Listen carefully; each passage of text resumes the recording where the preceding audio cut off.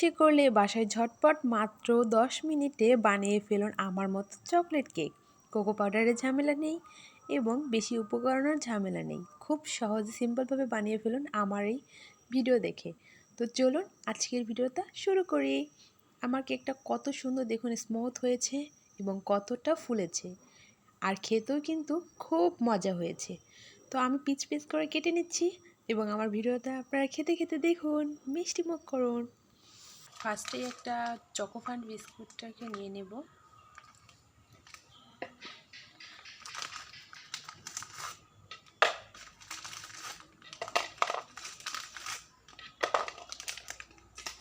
বিস্কুটটাকে blend করে নিতে হবে।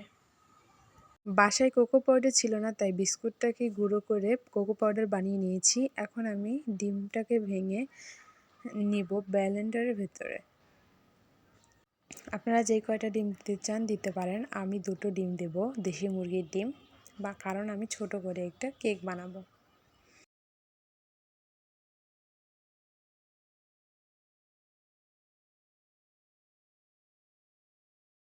ডিম ভেঙে ডিমের ভেতরে স্বাদ মতো চিনি দিয়ে দিচ্ছি।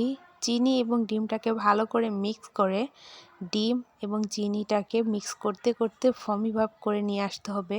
ফর্ম যত বেশি হবে কেকটা ফুলবে তত, এবং আপনার কেকটা অনেক বেশি নরম এবং স্মুথ হবে।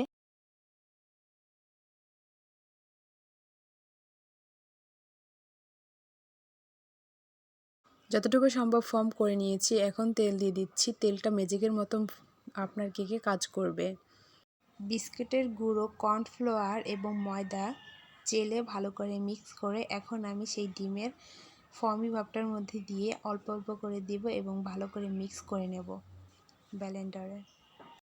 মিক্স করে নেওয়া শেষ। এখন আমি পরিমাণ মতো দুধ দিয়ে দিব। অল্প অল্প করে দুধ দিলে আপনার বুঝতে সুবিধা হবে কতটুকু দুধ আপনার কেকে প্রয়োজন। তো আমি দিয়ে এখন আবার সেটাকে ভালো করে আবার মিক্স করে নেব।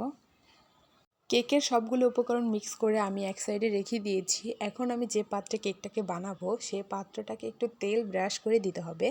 ব্রাশ করে তার উপর আপনি যে কোনো কাগজ বা পেপার দিতে পারেন। আমি পেপার দিয়ে ভালো করে তেল ব্রাশ করে নিয়েছি। এখন আমি কেকটাকে এটার ভেতর সেট করে ভালো করে ঢেকে।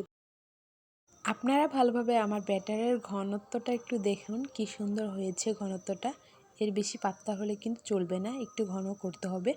তো এখন আমি ব্যাটারটা তেল ব্রাশ করে কাগজ দিয়ে তার ভেতরে দিয়ে দিয়েছি। আপনাদের যদি মাইক্রোওভেন না থাকে আমার মতো, আপনারা চাইলে মাটির চুলায় কিংবা গ্যাসের চুলায় তৈরি করে নিতে পারেন মজাদার সুস্বাদু কেক।